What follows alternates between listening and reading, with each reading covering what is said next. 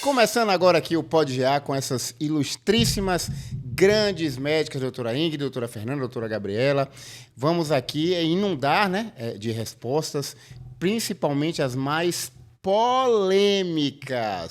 Aqui não tem esse negócio de papa na língua, chegou, toma aqui, dá lá. Vou perguntar primeiro logo para a doutora Ingrid. Manda que eu respondo. Doutora Ingrid, vamos começar aqui num processo de emagrecimento que muitas pessoas falam que obrigatoriamente o rosto fica caído, e aí fizeram até na mídia aquele negócio do Ozempic, né, Face. O que é que você me diz isso aí? O processo de emagrecimento obrigatoriamente vai gerar essa queda de face e não tem jeito? Ozempic Face, é mito ou verdade, gente? Falo que assim, todo o processo de emagrecimento, assim, uma perda de compartimentos de gordura que dão a sustentação do nosso rosto, né? Então não obrigatoriamente vai ser pelo Ozempic, mas sim pela perda de peso, seja por uma dieta muito restritiva, seja por uma cirurgia bariátrica. Então a gente acaba perdendo peso onde a gente não gostaria, né? Podia só perder peso no abdômen, no braço, no culote, mas não. A gente perde também esse tecido de sustentação aí que é o alicerce da face.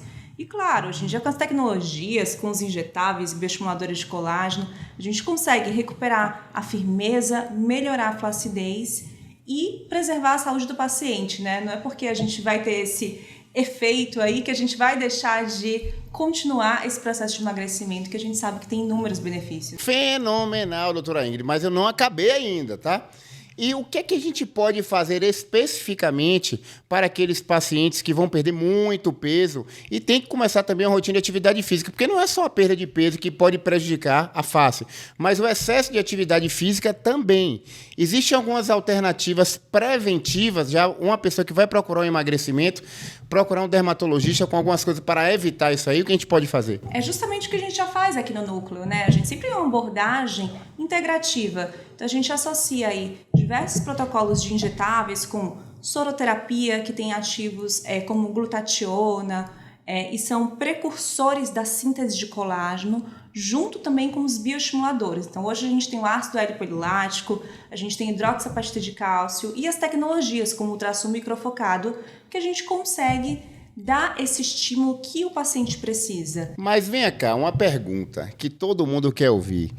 É o seguinte, como você falou, o estímulo de colágeno. E o colágeno que a gente toma por via oral, ele resolve ou não resolve? Depende.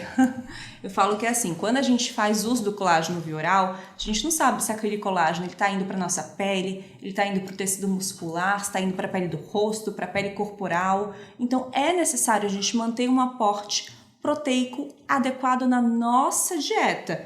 Nem todo paciente está apto ou está indicado o uso de colágeno via oral.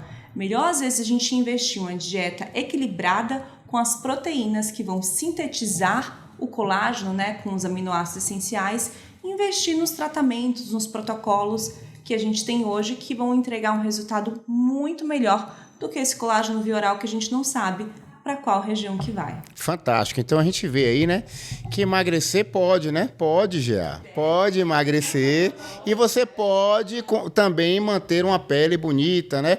Agora eu queria fazer uma pergunta um pouco mais capciosa para a doutora Fernanda Barroso, nossa ginecologista. Doutora Fernanda Barroso, se fala muito num processo de emagrecimento, dessa flacidez em face, né? E aí falaram o Ozempic Face, né? Que o Ozempic causaria essa flacidez. Mas a doutora Ingrid já falou que isso é um mito. Qualquer processo de emagrecimento, ele pode levar à flacidez de face. E a vulva? Será que existe Ozempic vulva? Me diga aí, doutora Fernanda. Pode também. Pode, já? Mas a gente pode contornar.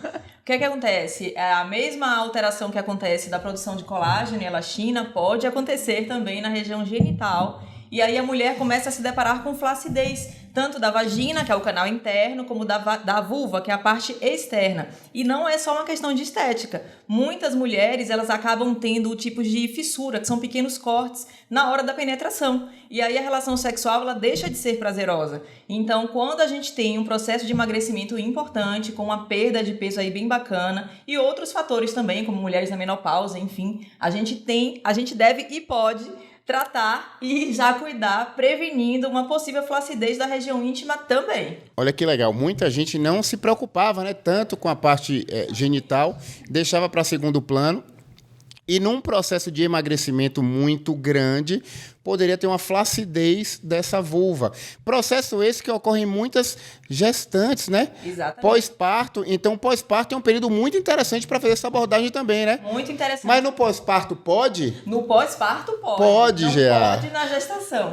Mas no pós-parto pode. E aí entra mais uma questão, que é a perda urinária. E não somente para aquelas mulheres que tiveram um parto vaginal. O fato da gestação ter acontecido, o aumento de peso, o aumento da pressão abdominal, isso também já faz uma alteração da produção de colágeno. Então pode e deve já prevenir logo no pós-parto, para a gente evitar a perda urinária, que é tão importante, e para a autoestima, inclusive, da mulher. Fantástico, excelente Só um respostas. parêntese, a Fernanda, ela me mostrou as fotos dos pacientes dela, tá? Surreal. Eu confesso a vocês que tava uma uva passe, e o negócio virou uma uva tonta, né? Estavam tristes e saíram muito felizes. Fora que na gestação também tem a questão do escurecimento um pouco da pele, né? Exatamente. E isso melhora muito, muito também bacana. com o tratamento. Muito bom você falar. Então, consegue clarear, consegue aumentar o tônus, a firmeza, melhora a lubrificação, diminui a possibilidade de lesões durante o ato sexual. E tudo. Nossa! Hoje nós temos, na verdade, muita tecnologia a favor da região íntima da mulher, que é muito importante. O feminino está sendo muito valorizado. Então, temos também peeling, microagulhamento para a questão do escurecimento que acontece na gestação, porque muda a composição hormonal da paciente, e outras situações como obesidade, estresse oxidativo, que tem tudo a ver com a alteração da produção da melanina, pelo melanócito. Então é muito importante. E outra pergunta, e se fosse um homem que fosse também é utilizar essa radiofrequência? Vou responder com o seu podcast. Claro que pode. A radiofrequência eu não faço em homens, mas a parte do clareamento, sim, para a região perianal, e tem cada vez mais homens procurando por isso. Eu tenho alguns rapazes que se tratam comigo. Muito bem, jogou duro, doutora Fernanda Barroso. Agora, doutora Gabriela Castelo Branco, segura daí, viu? Ozempic, ele dá câncer, que todo mundo fala que vai ter câncer de pâncreas, isso aí. É verdade isso? É verdade ou é um mito? Pode gear ou não pode gear? Infelizmente, nesse caso, não pode. Quem achava que dava câncer, não Está dá. enganado. Na verdade, a gente usa muito hoje em dia o Ozempic, né, para emagrecimento, para pacientes com obesidade. Off-label, mas a gente já sabe que é uma substância, a semaglutida, aprovada para obesidade, que a gente já tem o Wegovy, que vai chegar aí já para tratamento da obesidade, só que numa dose muito maior. Então, a gente já usa o Ozempic também em doses aí maiores para atingir o emagrecimento. E a gente sabe que tratar esse paciente obeso diminui o risco de câncer. Olha. Então, na verdade, a gente está prevenindo que o paciente evolua com alguma doença crônica, como câncer, e dentre várias outras também, né? E o Ozempic, a gente sabe que a ação dele é muito plurimetabólica. Então, a gente tem ação aí preventiva de vários órgãos, né? Do fígado, do pâncreas, do intestino, do coração, do vaso sanguíneo. Então, não pode gear. Não pode gear, tá vendo? Olha que coisa interessante.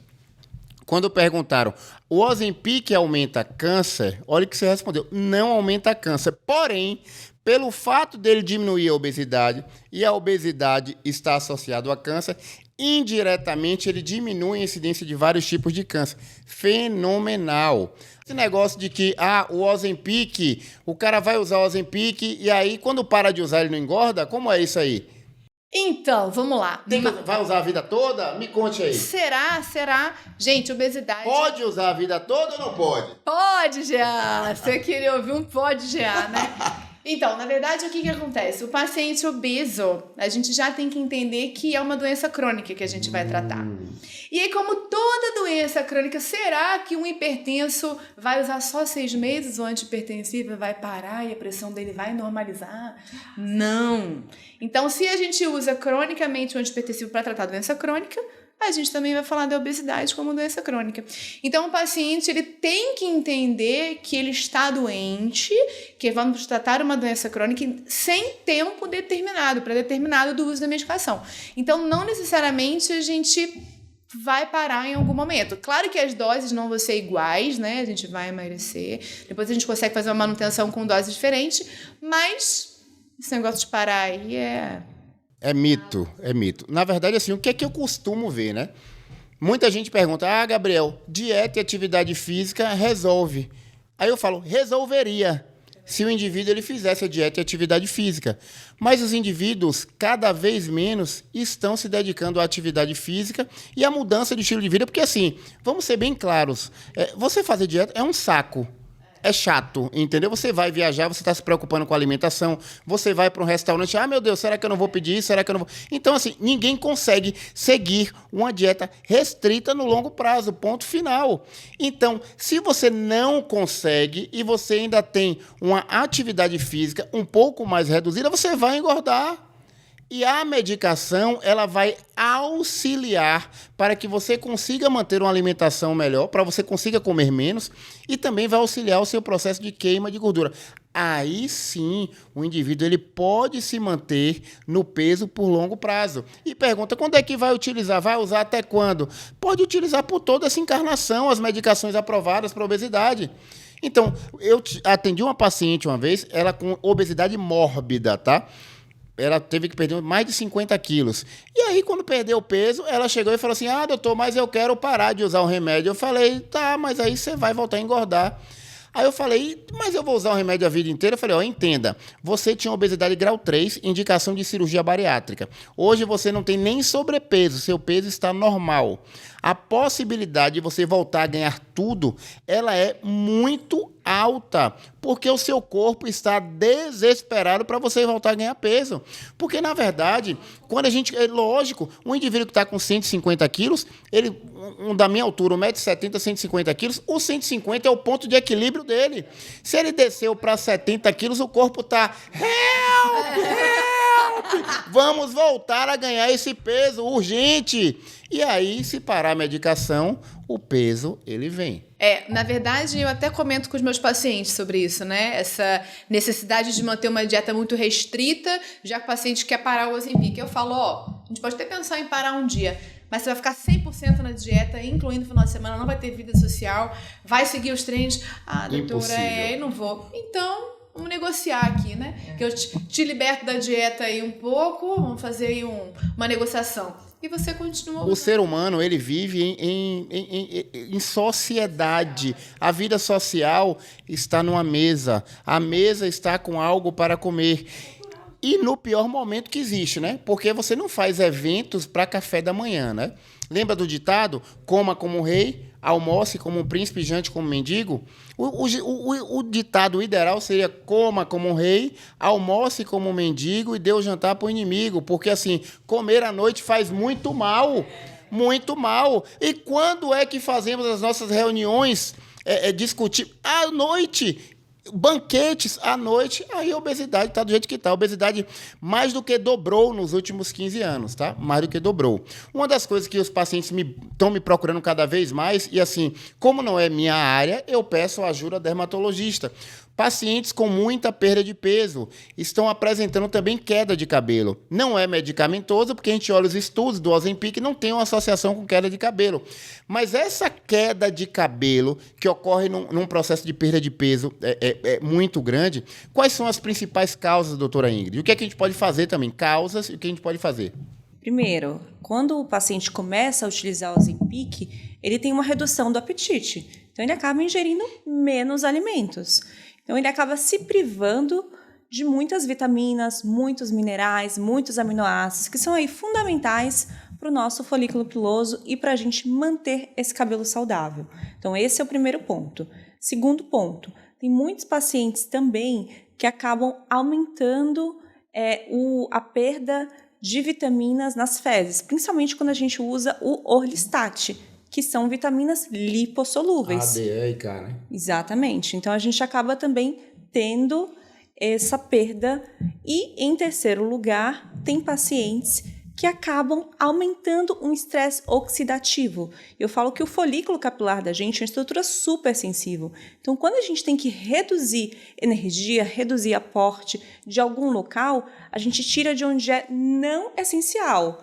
nosso corpo, cabelo não é essencial. Pra mim pro Dr. Gabriel não é. Mas isso é real. É real. Tanto que o Covid veio aí pra mostrar pra gente, né? Que em estados inflamatórios agudos, a gente acaba perdendo mais cabelo. E eu vou puxar esse gancho, isso é tão real. Não, você vai puxar esse gancho, não puxa o gancho.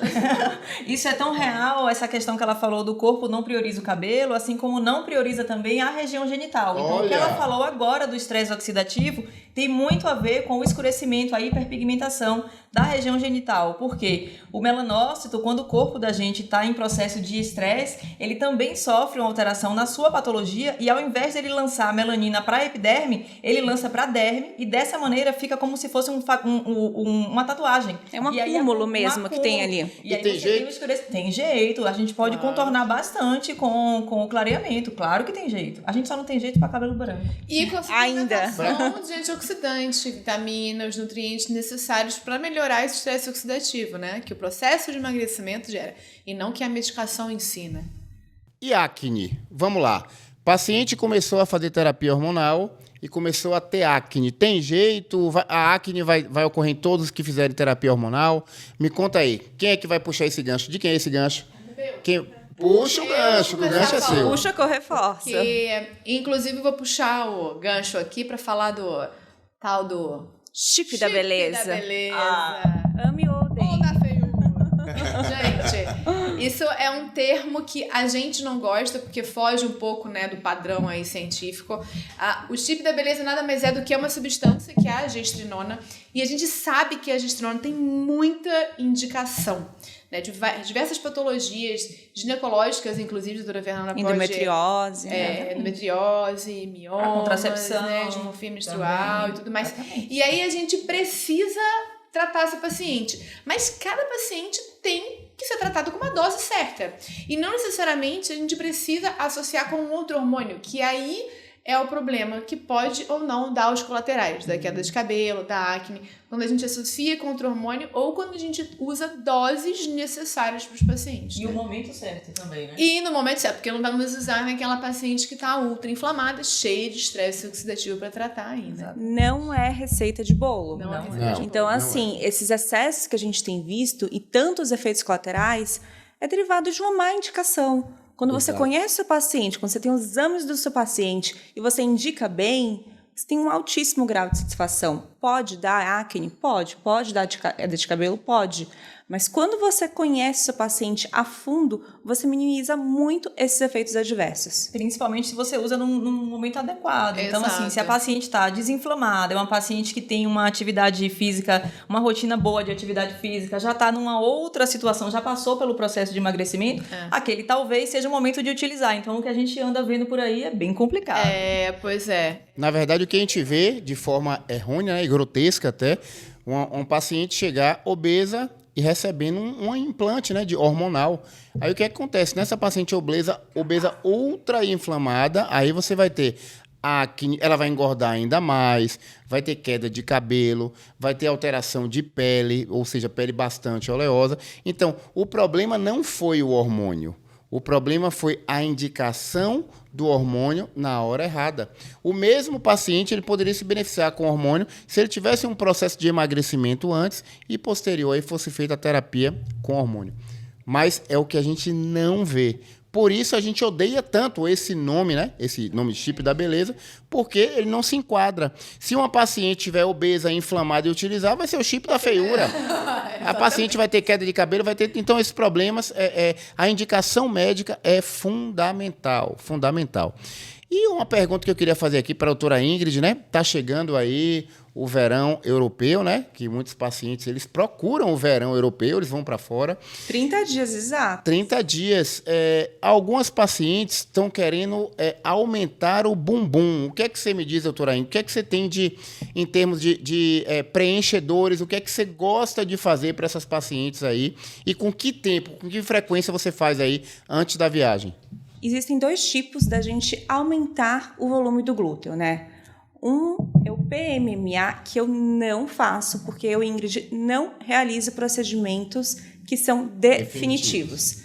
Paciente hoje quer ter um bumbum grande, paciente amanhã não quer ter. Paciente hoje quer ter o lábio grande, amanhã não quer ter. Então, eu só faço procedimentos que realmente sejam nessa pegada de beleza natural que você sabe que é o meu lema. Menos então, hoje, é mais, né? Sempre. Então, hoje eu uso mão dos bioestimuladores de colágeno. Então, eu gosto Por sinal, tem um muito novo aí chegando, né? Que você do falou, ácido né? L-polilático. Não posso falar nomes comerciais aqui. Mas tem um novo. Mas tem uma novidade. Um novo, né? Que ele é mais concentrado Sim. e foi feito especialmente para a região glútea, né? Na verdade, a gente já tem aqui na clínica, tá? Opa! Spoiler! Então, a gente consegue usar os bioestimuladores de colágeno e como existe esse tempo de neocolagênese, ou seja, a formação do colágeno da pessoa, a gente precisa aí de 30 a 90 dias antes para a gente conseguir ter um resultado. Então 30 dá ainda, né? 30 dá. Dá. Principalmente A hora quanto é mais agora. volume a gente coloca, né? Falo que assim é dose dependente, então depende muito do budget da paciente, porque o céu é o limite. E preenchedor na vulva tem ou não tem? Tem também. A gente também usa o ácido hialurônico, ele é específico para a região genital, ele acaba agregando moléculas de água e promove também o retorno da produção de colágeno e a gente consegue dar uma carinha melhor, né, para a periquita. Sem Deus. E as pacientes adoram, porque olha, o processo de emagrecimento, ele também acaba diminuindo aquela gordura do monte pubiano, que é o que a gente conhece popularmente como o capô de fusca. Então aquilo incomoda a mulher, também é verdade. Na hora da relação sexual, aquilo machuca. E algumas mulheres não gostam. Assim como tem gente querendo diminuir, tem gente querendo aumentar. Então hoje tudo pode. Quase tudo. Agora, mas não é por isso que vamos deixar de praticar a musculação no processo de emagrecimento. Não é só cardio, não é só aumentar a frequência cardíaca, galera. Vamos pensar também em trabalhar aí essa musculatura, que é uma das coisas que a gente tem que considerar para o paciente não ter reganho de peso fácil. Né, Gabi? A gente manter aí a musculatura aí bem firminha para a gente poder ter uma taxa metabólica adequada que mantenha o peso do paciente aí no longo prazo. Queria agradecer imensamente aqui, doutora Ingrid, né? Doutora Fernanda e doutora Gabi, pela excelente contribuição aí, principalmente em dúvidas cruciais dos nossos ouvintes aqui. Muitíssimo obrigado. Bom demais.